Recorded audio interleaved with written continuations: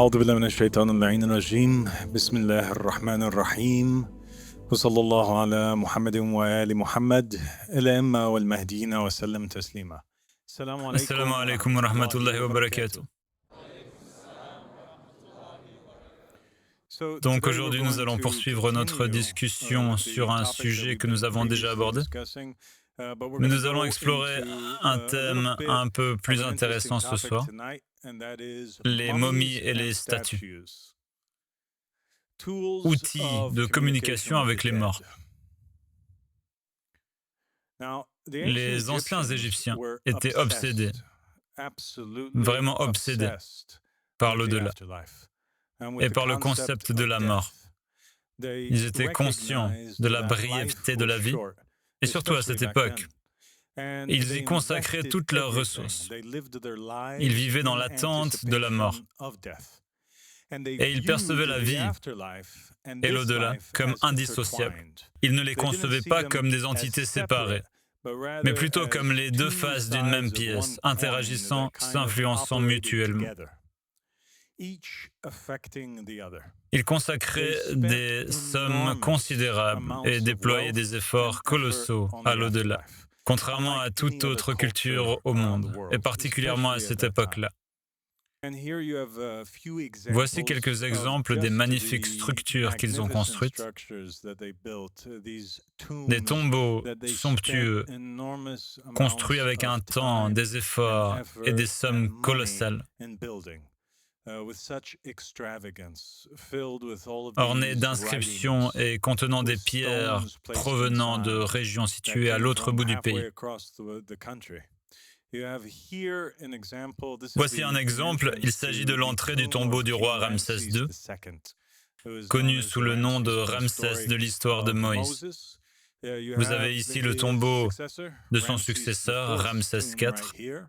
Et voici le tombeau de l'épouse de Ramsès II, la reine Néfertari, également connue sous le nom de Dame Assia alayha salam.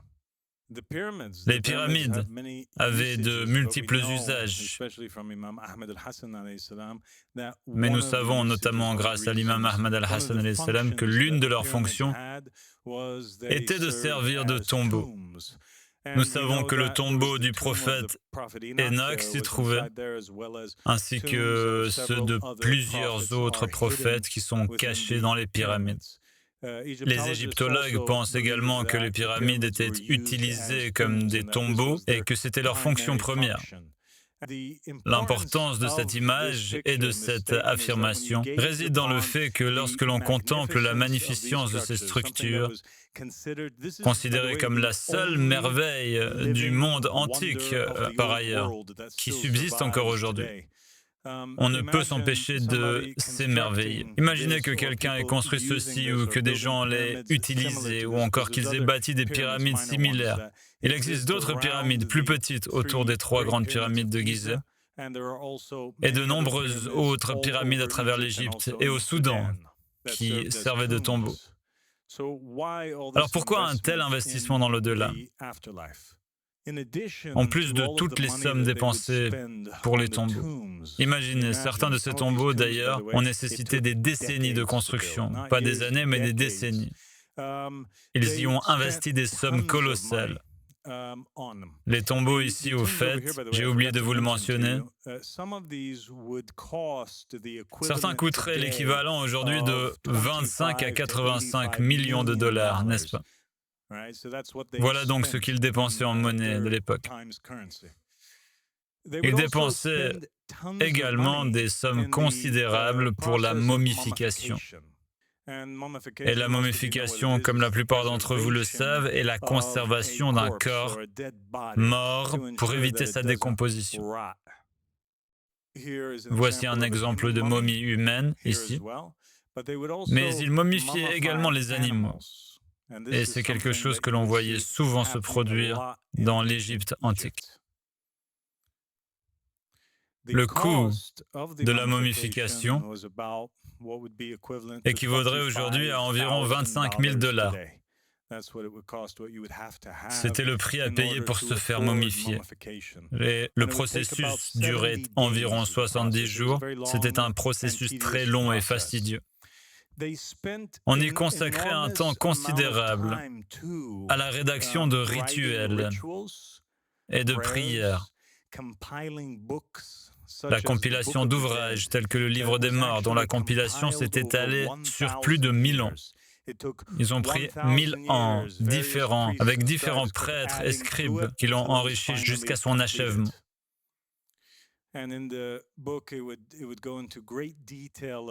Ce livre décrivait en détail les épreuves que l'âme devait traverser dans l'au-delà, son jugement, les portes qu'elle devait franchir,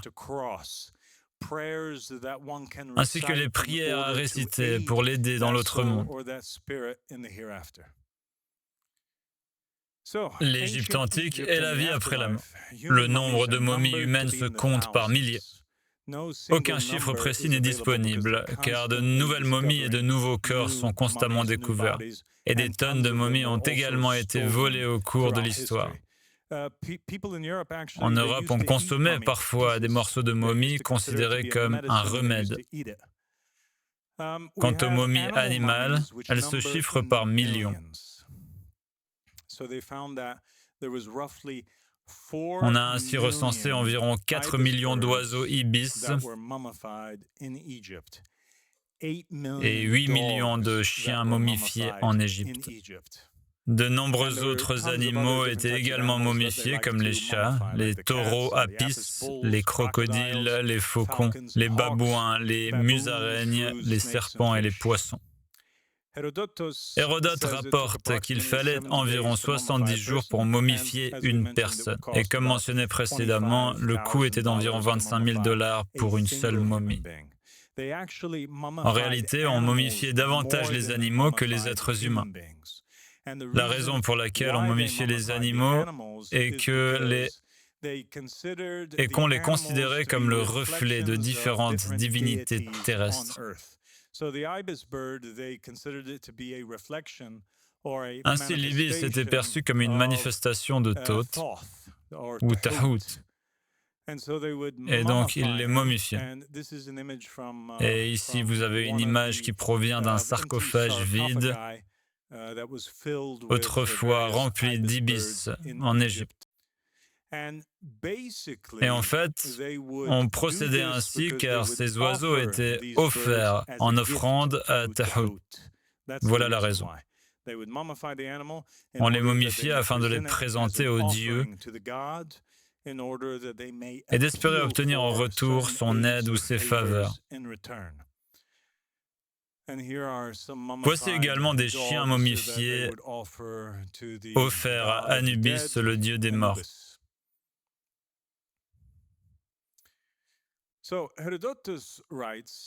Ainsi, Hérodote écrit que les Égyptiens furent les premiers à rapporter la doctrine de l'immortalité de l'âme humaine. À la mort du corps, l'âme se réincarne dans un autre être, qui se trouve alors être en train de naître. Après avoir parcouru le monde de toutes les créatures terrestres, marines et aériennes, elle réintègre un corps humain. Et ce cycle se répète tous les 3000 ans. En somme, Hérodote affirme qu'il croyait en la réincarnation, en la transmigration de l'âme. Maintenant, qui sait ce que représentent ces images ? Il s'agit en fait d'une analyse de la pensée ou des croyances des anciens Égyptiens concernant l'âme. Ils croyaient que l'âme de chaque être humain était composée de différents aspects essentiels. Deux des plus importants étaient ceux qu'ils appelaient le Ka et le Ba. Okay? Le Ka serait représenté ici dans les hiéroglyphes par ses mains. Voici une statue du Ka. Et voici le Ba, qui est le visage humain sur un corps animal. un oiseau. Et ils considèrent que le Ka et le Ba, ces deux aspects du corps humain, étaient différents, dans le sens que le Ka était plutôt sa force corporelle,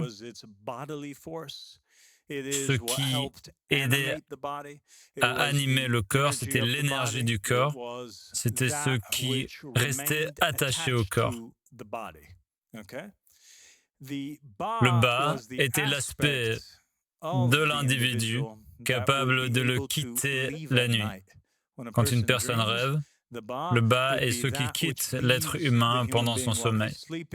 Le Ka maintient la personne en vie et la fait se retourner pendant son sommeil, etc. Quand ils sont réunis, quand ils s'unissent, et c'est le but, n'est-ce pas? C'est le but des anciens Égyptiens dans l'au-delà. C'est qu'après la mort, le Ka et le Ba s'unissent. Ils sont séparés dans le corps humain. Et lorsqu'ils s'unissent dans l'au-delà, ils deviennent ce qu'on appelle le Ach. Et voici une représentation du Ach, cet oiseau ibis ici. D'accord, donc les anciens Égyptiens avaient un nom. Chaque personne avait un nom et ce nom était très important. Si le nom d'une personne tombait dans l'oubli, elle risquait de disparaître à jamais.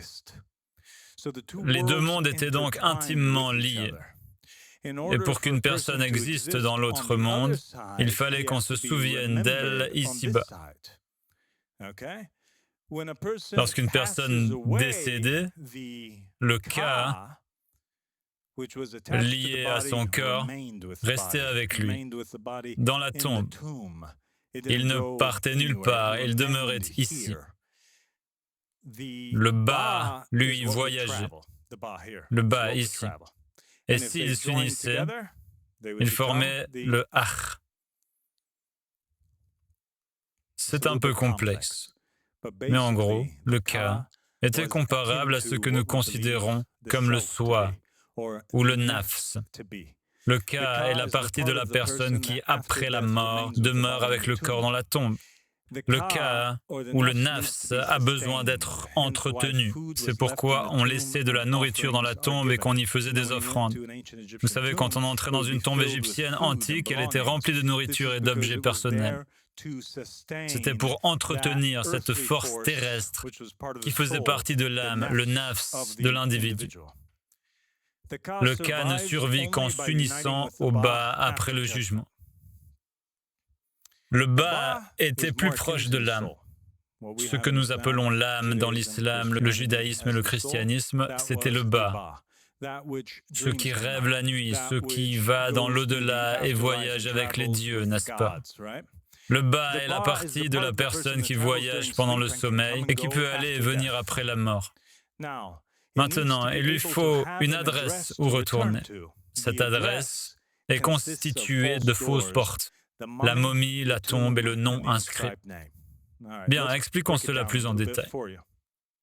En gros, ce qui se passait, c'est qu'ils préparaient le tombeau, d'accord? Et ils y inscrivaient le nom du défunt.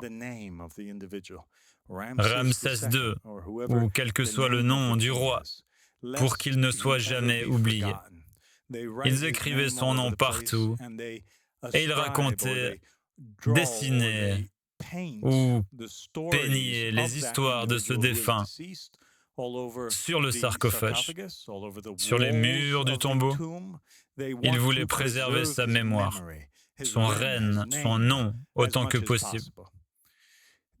Ils croyaient aussi que si le corps était préservé ou momifié, le corps, cela servirait d'ancrage, de lieu où le Ka continuerait de résider, car le Ka était lié au corps.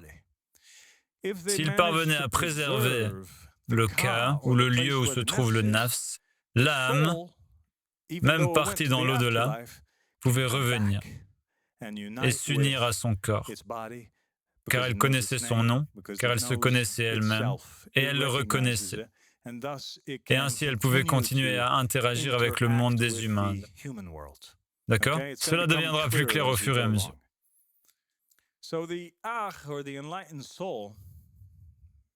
Le Akh ou l'âme illuminée était considéré comme l'âme intellectuelle ou le mental. Des traditions plus tardives l'ont assimilé à l'intellect, à la lumière ou au mental.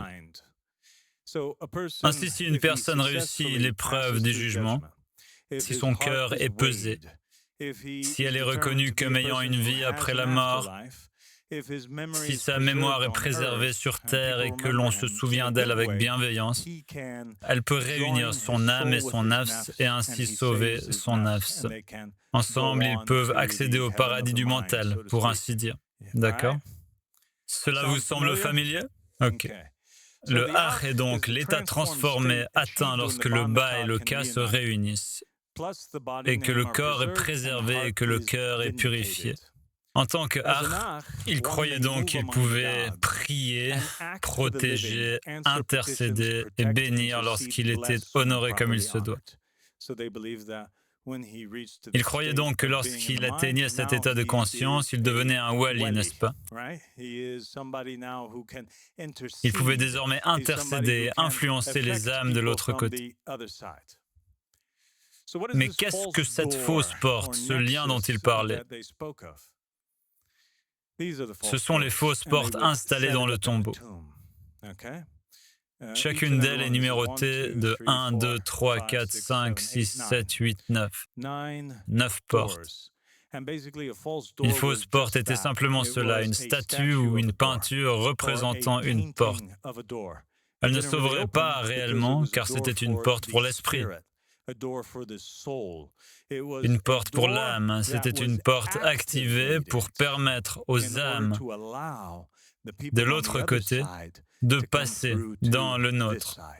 N'est-ce pas fascinant? Voilà le type de technologie dans lesquelles les anciens Égyptiens s'intéressaient. C'était le type de technologie qui leur importait le plus. Et c'est précisément ce qui arrive à Neo dans Matrix. Neo, lorsqu'il atteint l'illumination, il parvient à quitter ce monde et à voyager entre le monde des morts et celui des vivants, à l'intérieur de la matrice et à l'extérieur de la matrice, grâce au Nexus. Le corps est donc lié au Ka ou au Nafs. Ahmad al-Hassan alayhi salam dit « Mon fils, une des causes de la tristesse et de la dépression sans raison apparente est une mauvaise gestion des parties de leur corps, comme les cheveux, le sperme et les ongles. Les jeter dans des endroits impurs comme la poubelle ou les tirer dans les toilettes peut perturber le nafs ou le soi. C'est pourquoi il est nécessaire de les enterrer pour s'en débarrasser correctement. Ahmad al-Hassan alayhi salam confirme ainsi la pensée des anciens Égyptiens, selon laquelle il existait un lien entre le corps et le nafs. Si vous agissez sur le corps, vous pouvez agir sur l'âme. Si vous agissez sur l'âme, vous pouvez agir sur le corps. Et c'est pourquoi dans les traditions magiques, et notamment en magie noire, si vous voulez nuire à quelqu'un, vous devez vous procurer ses cheveux, ses ongles, du sang, son sperme ou tout autre objet lui appartenant. Et vous pouvez ensuite l'affecter en commettant des actes maléfiques ou en jetant des sorts sur ces objets. Les poupées vaudou, par exemple, peuvent être ornées d'images de la personne ou d'objets qui lui sont liés par leur ressemblance. Compris? Il s'agit du concept de similitude entre ce qui est en haut et ce qui est en bas. Les Égyptiens préservaient le corps pour ancrer le Ka. Si le corps était perdu, le nafs l'était aussi. Ils ne pouvaient plus agir sur le nafs, ni communiquer avec lui. Ils ne pouvaient plus communiquer avec l'âme, car le corps influence le soi et le soi influence l'âme. Le corps n'affecte pas directement l'âme. Le corps n'affecte pas directement le bas, mais le ka. Et si l'on influence le ka peut influencer le bas. Vous comprenez l'idée? Ainsi, les Égyptiens préservaient le corps, conformément aux enseignements de l'imam Ahmed al-Hassan. En purifiant son corps, on peut avoir un soi pur, et si l'on a un soi pur, une âme pure descend sur ce pur soi. Les Égyptiens préservaient donc le corps pour ancrer le ka et le maintenaient en vie par des offrandes, ainsi que par la préservation des noms et des formules de guidance pour le bas. Cela permettait de maintenir le chemin du retour ouvert, afin que le ka et le bas puissent se réunir et que la personne devienne un akh. C'est pourquoi ils consacraient tant d'argent, de temps et d'efforts à la préservation des corps. Ce n'était pas par folie ni par stupidité, mais bien parce qu'ils étaient extrêmement avancés et qu'ils nourrissaient une croyance profonde et juste concernant le corps et l'au-delà. Les Égyptiens préservaient le corps, on peut donc l'interpréter ainsi. Ou on peut donc l'interpréter comme ceci ou comme cela. Les Égyptiens préservaient le corps afin d'ancrer le nafs, le soi, et le maintenaient en vie grâce à des offrandes. Des noms préservés et des formules magiques pour guider l'âme. Cela permettait de maintenir le chemin du retour ouvert afin que l'âme et le nafs puissent se réunir et que la personne puisse devenir une âme illuminée, dotée d'intellect ou d'esprit. Donc, ils parfumeraient le corps, au lieu de le jeter dans les toilettes, ce qui l'aurait rendu impur, il ferait le contraire. Il lui offrirait des fleurs, des offrandes, il lui ferait de belles choses pour apaiser le nafs, n'est-ce pas? En bon état, d'accord? Le cycle d'interdépendance. Il croit que les morts et les vivants dépendent les uns des autres. Les vivants entretiennent le portal vers les morts sur la fausse porte ou nexus. Ils prononcent le nom, apportent des offrandes et entretiennent la tombe pour que le ka soit nourri. Et c'est en quelque sorte la fausse porte. Parfois, ils plaçaient une statue du défunt à la fausse porte, et il y avait autrefois une dalle juste ici, devant la fausse porte, où ils déposaient les offrandes au sol.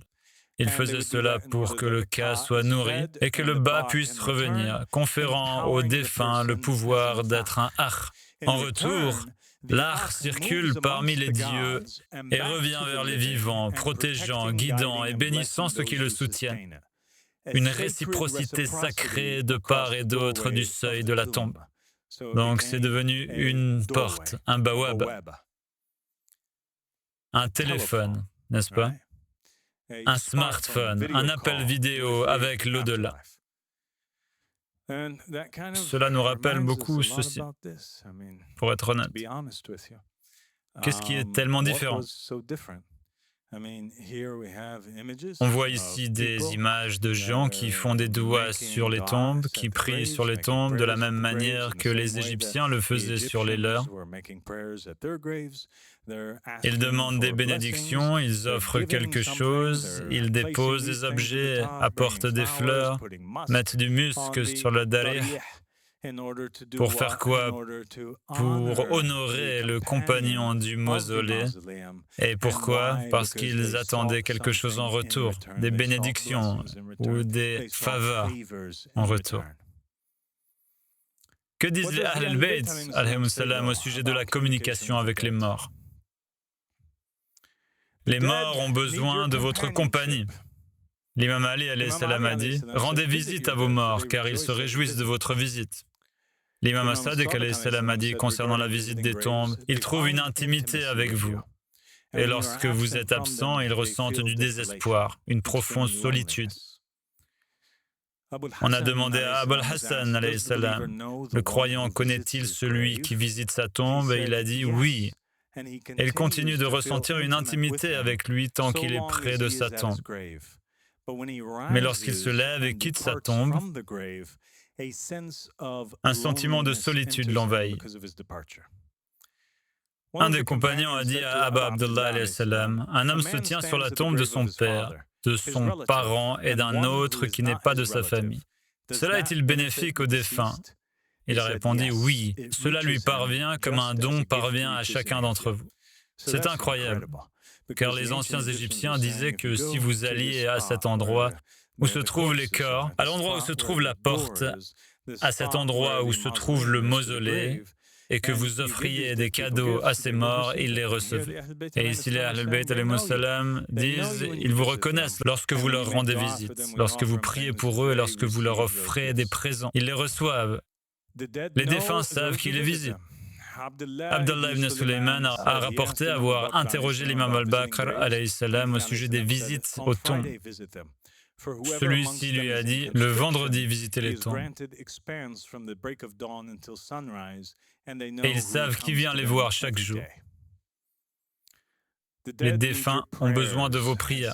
Voyez cette interdépendance. Ils ont besoin de nous et nous avons besoin d'eux. Nous avons besoin d'eux pour les bénédictions, ils ont besoin de nous pour les prières. L'imam Rida alayhi salam a dit, quiconque se rend sur la tombe de son frère, pose sa main dessus et récite 7 fois, en vérité, nous l'envoyons descendre durant la nuit du destin, et protégé de la plus grande terreur. Un autre compagnon raconte, je suis passé par Abu Ja'far al-Baqi, un cimetière arabe, et il dit, ô Dieu, aie pitié de son éloignement, soulage sa solitude et apporte un peu de réconfort à son désespoir. Par ta miséricorde, fais-le demeurer auprès de lui, car il n'a besoin de la miséricorde de personne d'autre que la tienne. Et réunis-le à ceux qu'il a pris pour protecteurs. Les prières sont répondues sur les tombes. L'imam Ali alayhi salam a dit qu'un homme demande ce dont il a besoin sur la tombe de son père et de sa mère après avoir prié pour eux. Ceci est une preuve irréfutable que nos prières adressées à nos parents et l'influence de nos parents de l'autre côté nous touchent ici-bas. Les vivants donnent de la force aux morts. Muhammad ibn Muslim a rapporté, j'ai demandé à l'imam as-Sadiq alayhi salam, visitons-nous les morts? Il a répondu oui. J'ai demandé, sont-ils conscients de notre présence lorsque nous venons les voir? Il a dit, par Allah, ils se réjouissent en vous et trouvent en vous une profonde intimité. J'ai demandé, que devons-nous dire lorsque nous venons les voir? Il a dit, dis, ô Dieu, allège la terre sur eux, accueille leurs âmes auprès de toi, accueille-les avec ta bienveillance et par ta miséricorde, accorde-leur ce qui apaise leur solitude et console leur désolation. En vérité, tu es au-dessus de toute chose puissant. Que ce que tu demandes pour les morts soit reçu. Ils nous donnent, nous leur donnons. Lumière, force, réconfort et compagnie. Jésus trouve les morts sur leur tombe.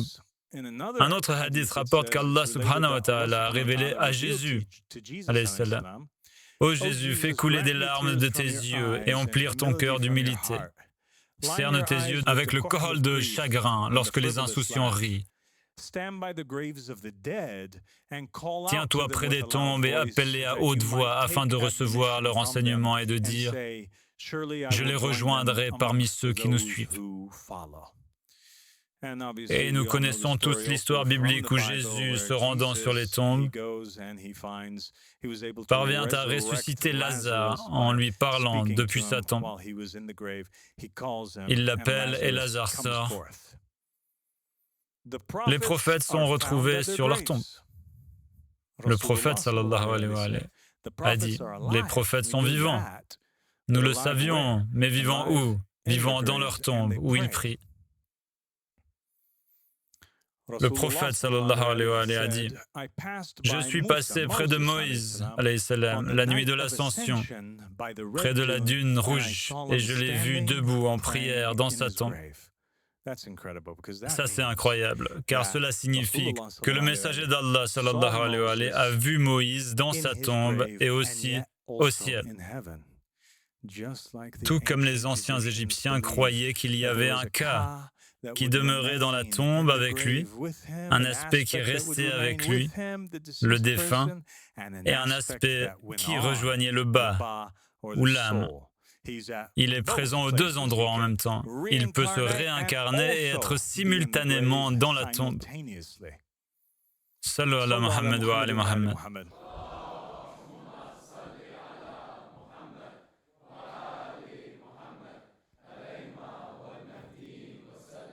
Il nous est ordonné de nous souvenir du nom du prophète et de le bénir. إن الله وملائكته يصلون على النبي يا أيها الذين آمنوا صلوا عليه وسلموا تسليما. اللهم صل على محمد وآل محمد الأئمة والمهديين وسلم تسليما. Le prophète sallallahu alayhi wa alayhi a dit « Le plus proche de moi le jour du jugement sera celui qui aura le plus envoyé de prières sur moi en ce monde. » Les anciens Égyptiens inscrivaient leurs noms. Il est essentiel de se souvenir de leurs noms. Nous devons nous souvenir d'eux et les réciter et écouter le prophète Mohammed sallallahu alayhi wa alayhi. Et Dieu Tout-Puissant nous ordonne de nous souvenir de Mohammed et de sa famille. Alayhim salam. Celui qui m'aura béni 100 fois le vendredi, de jour comme de nuit, Allah subhanahu wa ta'ala exaucera 70 de ses besoins dans l'au-delà et 30 de ses besoins dans ce monde. Allah désignera ensuite un ange qui entrera dans ma tombe pour y déposer des présents. Cet ange m'informera du nom, de la lignée et de la famille de celui qui a prononcé la bénédiction et l'inscrira dans un livre blanc. صلوا على محمد وآل محمد.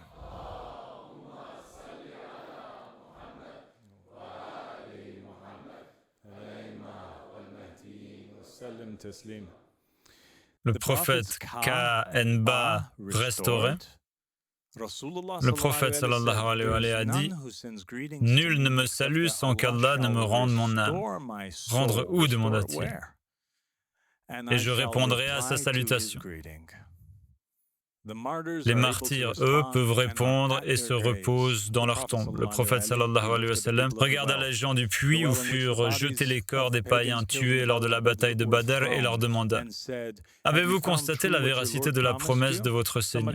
Quelqu'un lui dit « Tu t'adresses à des morts ?» Et il répondit « Vous n'entendez pas mieux qu'eux, mais ils ne peuvent répondre. » Ainsi les martyrs et les ennemis d'Allah subhanahu wa ta'ala reposent tous dans leur tombe.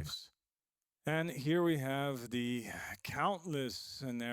ici nous avons de nombreux récits et traditions, et même des livres entiers qui traitent de ce concept de ziyarat ou de visite.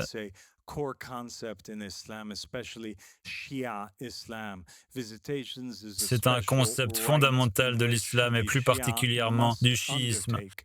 Les visites aux imams constituent un droit particulier pour les chiites. Ils doivent se recueillir devant les tombes des imams et du prophète et réciter les bénédictions à l'instar des anciens Égyptiens dans le livre des morts.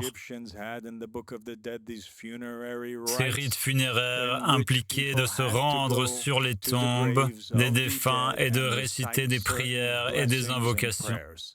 Voici l'une d'elles, que la paix soit sur toi, ô messager d'Allah, que la miséricorde et les bénédictions d'Allah soient sur toi, que la paix soit sur toi, ô Mohammed, le fils de Abdullah, que la paix soit sur toi, ô le plus bien-aimé d'Allah, que la paix soit sur toi, ô élu d'Allah, que la paix soit sur toi, ô dépositaire d'Allah. Je témoigne que tu es le messager d'Allah et que tu es Mohammed, fils de Abdullah. Et je témoigne que tu as agi de bon cœur envers ta nation, etc. Et ainsi de suite jusqu'à la fin de la ziyarat. Ainsi, la préservation du corps n'était pas seulement importante pour les Égyptiens, mais elle l'est également pour les Juifs, les chrétiens et les musulmans. Le saviez-vous? Découvrons-le ensemble. Abordons la doctrine de l'incorruptibilité. L'incorruptibilité dans le judaïsme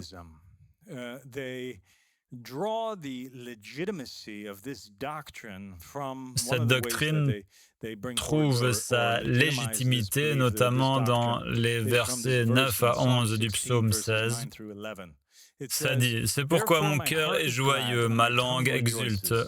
Mon corps aussi reposera en sécurité, car tu ne m'abandonneras pas au séjour des morts. Tu ne permettras pas que ton fidèle voie la corruption. L'incorruptibilité signifie que le corps ne se corrompt ni par la pourriture, ni par les vers, ni par le temps. Il demeure incorruptible. C'est un corps incorruptible. L'incorruptibilité dans le judaïsme, on le retrouve également dans le Talmud. Voici le passage qui y fait référence. Le Talmud relate le cas d'un sage dont le corps ne s'est pas décomposé. Bava Metzia 84b raconte que le corps de Rabbi Elazar ben Rabbi Shimon est resté des années durant dans un grenier sans se décomposer. Ce cas a été cité par la suite comme un exemple d'incorruptibilité d'un sadique ou d'une personne véridique. On considérait donc que la momification naturelle d'un corps, l'absence de décomposition, était un signe de droiture. On retrouve ce même phénomène dans le christianisme et il revêt une grande importance pour les catholiques. Au Vatican, par exemple, des corps sont exposés.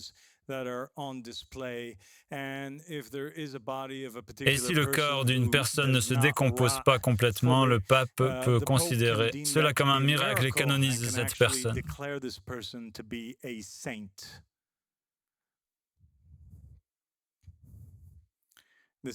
Sainte Célia, qui fut en réalité le premier cas d'incorruptibilité. Le bouddhisme partage également ce concept d'incorruptibilité. On y trouve des moines qui, paraît-il, atteignent l'illumination et constatent que les personnes concernées n'ont pas totalement sombré. Ils commencent alors à solliciter leur bénédiction, à implorer leur baraka, à les vêtir, etc. Qu'en est-il de l'incorruptibilité en islam? Le prophète Mohammed sallallahu alayhi wa sallam a dit « Ma vie est un bienfait pour vous et ma mort l'est aussi ». Ils demandèrent au messager d'Allah « Comment cela se fait-il » Il répondit « Quant à ma vie, Allah subhanahu wa ta'ala a dit « Dieu ne les châtiera pas tant que tu seras parmi eux ». Quant à mon départ, vos actions me sont présentées chaque jour. Tout bien que je vois, je demande à Dieu de l'accroître pour vous. Tout mal que je vois, je demande à Dieu de vous pardonner. Ils dirent, mais tu vas te décomposer, ô messager d'Allah, c'est-à-dire tu vas te retourner en poussière, n'est-ce pas? Il a dit non. En vérité, Dieu Tout-Puissant a interdit à la terre de consommer notre chair. Ainsi, la chair du prophète est incorruptible. Elle est momifiée. Et le corps momifié du prophète peut recevoir les prières et de voir les actions des gens, faire des invocations et les encourager. C'est pourquoi même sa mort est une bénédiction pour la nation. L'imam as-Sadiq alayhi salam a dit « Dieu a interdit à la terre de consommer nos os et aux vers de consommer notre chair ». Dans un ouvrage sunnite, Al-Bidaya ou Al-Nihaya d'Ibn Kathir, il est dit « Lorsque nous avons conquis la ville de Shushtar en Perse, nous avons trouvé dans le trésor d'Al-Urmuzan un cercueil sur lequel reposait un homme mort et à sa tête un livre sacré. Nous avons pris ce livre et nous l'avons apporté à Omar. Il a fait venir Ka'ab et l'a traduit en arabe et j'étais le premier arabe à le lire. Je l'ai lu comme je récite le Coran aujourd'hui. J'ai demandé « Que contenait-il? Qu'avait-il dedans ?» Il a répondu « Vos histoires, vos affaires, le rythme de vos paroles et ce qui va se produire ensuite. » J'ai demandé « Qu'avez-vous fait avec cet homme ?» Il a dit « Le jour, nous avons creusé 13 tombes dispersées pour lui. Puis la nuit, nous l'avons enterré et nous avons nivelé toutes les tombes pour le dissimuler au peuple afin qu'il ne soit pas exhumé. » Je demandais lorsque le ciel leur refusait la pluie, on sortait son cercueil et la pluie tombait. Je demandais « Qui penses-tu que cet homme était ?» Il répondit « Un homme nommé Daniel. » Je demandais « Depuis combien de temps vous trouvez mort ?» Il répondit « Il était mort depuis des centaines d'années. » Je demandais « Y a-t-il eu le moindre changement en lui ?» Il répondit « Non, à l'exception de quelques cheveux à la nuque. La chair des prophètes ne se décompose pas sous l'effet de la terre et les bêtes ne la dévorent pas. » Voici donc le récit historique d'un prophète que l'on a trouvé incorruptible. Ainsi, concernant les similitudes entre la religion égyptienne antique, le judaïsme, le christianisme et l'islam, nous constatons jusqu'à présent que les morts peuvent accorder des bénédictions et communiquer avec l'au-delà et qu'ils ont besoin que nous nous souvenions d'eux et que les tombeaux servent de point d'ancrage ou de rencontre entre les mondes. Les vivants ont également besoin des morts pour recevoir les bénédictions et accomplir de bonnes actions. La préservation du corps humain est importante et ou est un signe de supériorité morale. Les croyances fondamentales concernant l'âme et le soi sont les mêmes en islam et dans les religions de l'Égypte antique. Qu'en est-il du serdab? Le serdab est un mot arabe qui désigne une cave présente dans les tombeaux des anciens Égyptiens ou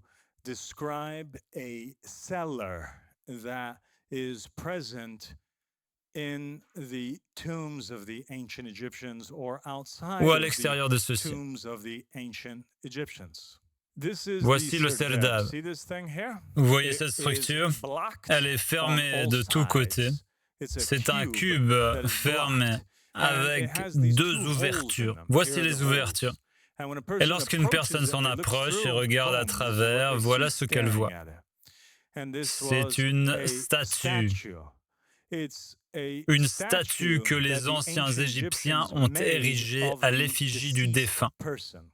Ils craignaient en effet que le souvenir de cette personne ne disparaisse. Ils savaient que si elle était détruite, quelqu'un pourrait pénétrer dans la tombe, voler la momie et tenter de lui faire du mal.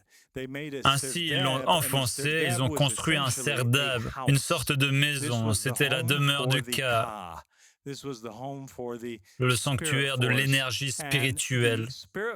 Si quelque chose arrivait à la momie, le mal pouvait tout aussi bien résider dans une statue du défunt. Ainsi, la momie, le corps original, ou une image du défunt, les deux sont parfaitement valables. C'était donc comme une sorte de refuge, une demeure de secours pour la personne décédée.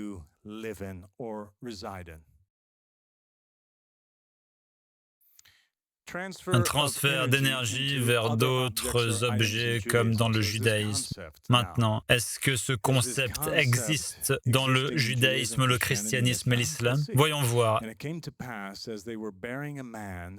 Or, alors qu'ils enterraient un homme, ils aperçurent une troupe d'hommes. 2 Rois 13, 21. Ils jetèrent l'homme dans le tombeau d'Élisée. Dès qu'il fut descendu et toucha les ossements d'Élisée, il reprit vie et se releva. Donc Élisée est donc bien connu dans la Bible et dans les traditions islamiques pour son pouvoir de ressusciter. On raconte que Jonas, le prophète, mourut jeune et fut ressuscité par Élisée. Élisée ressuscitait les morts grâce à la chaleur de son corps lorsqu'il était vivant. Maintenant qu'il est mort, cela prouve que son corps, son énergie spirituelle, son Ka, subsiste dans sa tombe avec sa momie.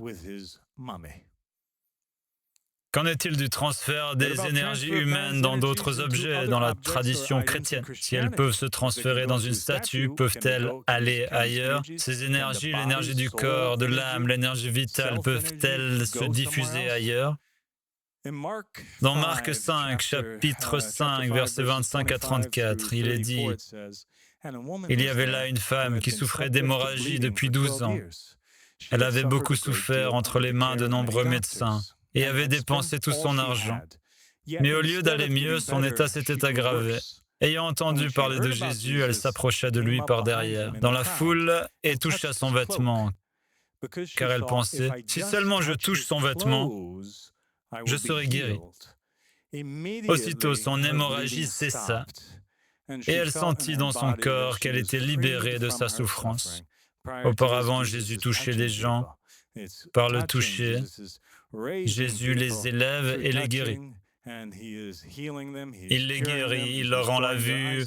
Maintenant, c'est au tour de ses vêtements. Lorsque Jésus réalisa qu'une puissance était sortie de lui, il se retourna dans la foule et demanda: qui a touché mes vêtements? Vous voyez la foule qui se pressait autour de vous tandis que les disciples répondaient. Vous pouviez demander qui m'avait touché. Mais Jésus continuait de regarder autour de lui pour voir qui l'avait fait. Alors la femme, sachant ce qui lui était arrivé, vint se jeter à ses pieds et, tremblante de peur, lui raconta toute la vérité. Il lui dit: ma fille, ta foi t'a guérie. Va en paix et sois délivrée de tes souffrances. Dans cette histoire, on a tendance à se concentrer sur le fait que Jésus lui dit qu'elle avait été guérie par sa foi. Et c'est certainement vrai. Elle a été guérie par sa foi, mais il se passe autre chose ici. L'énergie de Jésus, son cas, sa puissance, est maintenant transférée de lui à ses vêtements. La question appelle donc une réponse. Si cela peut se transmettre aux vêtements, à quoi d'autre cela peut-il se transmettre? Lors du deuxième concile de Nicée, les chrétiens, même si nous ne partageons pas une grande partie de leurs propos, il est intéressant de le savoir. Les chrétiens se sont réunis et ont débattu des images, des statues et des peintures. Ils ont affirmé que les objets qui s'illustrent mutuellement portent indubitablement le même message. Face à cette situation, et nous engageant comme sur la voie royale, fidèles à l'enseignement divin de nos saints pères dans la tradition de l'Église catholique, car nous reconnaissons que cette tradition émane du Saint-Esprit qui y habite, nous décrétons avec la plus grande précision et le plus grand soin que, à l'instar de la figure de la croix vénérée et vivifiante, les images saintes et vénérées, qu'elles soient peintes en mosaïque ou faites dans un autre matériau approprié, doivent être exposées dans les saintes églises de Dieu. Exposer ces peintures, exposer ces statues, nous le décrétons au nom de l'Église. Pourquoi? Parce qu'elles doivent être exposées dans les saintes églises de Dieu, sur les instruments et vêtements sacrés, sur les murs et les panneaux des maisons et dans les lieux publics. Ce sont les images de notre Seigneur Dieu et Sauveur Jésus-Christ, de Notre-Dame sans tache, la Sainte Mère de Dieu, des anges vénérés et de tous les saints hommes. Plus elles sont souvent représentées dans l'art figuratif, plus ceux qui les contemplent sont amenés à se souvenir de ceux qui leur servent de modèle et à les désirer et à rendre hommage à ces images par la salutation et la vénération respectueuse. Certes, il ne s'agit pas de l'adoration pleine et entière que notre foi exige, qui est réservée à la nature divine, mais elle ressemble à celle rendue à la figure de la croix vénérée et vivifiante, ainsi qu'aux livres saints des évangiles et aux autres objets de culte sacré. Ils affirment donc que la ressemblance influence la ressemblance. De plus, les gens sont amenés à honorer ces images en offrant de l'encens et des lumières, selon la pieuse coutume ancestrale. En effet, l'hommage rendu à une image la traverse, atteignant le modèle, et celui qui vénère l'image vénère la personne qu'elle représente.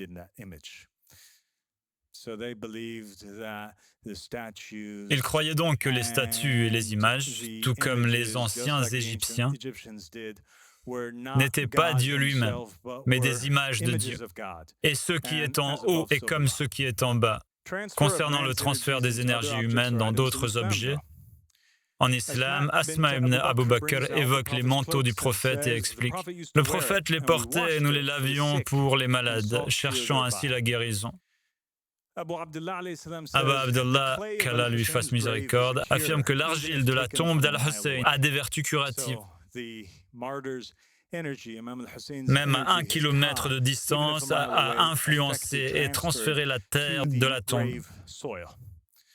Mon fils, l'imam Ahmed al-Hassan alayhi salam dit: fais attention aux vêtements que tu portes, car les maladies se transmettent par les vêtements. Si la personne qui portait ces vêtements souffrait d'une maladie spirituelle ou mentale, celle-ci peut aussi se transmettre à celui qui les porte. Que Dieu vous bénisse. Assalamu alaikum wa rahmatullahi wa barakatuh.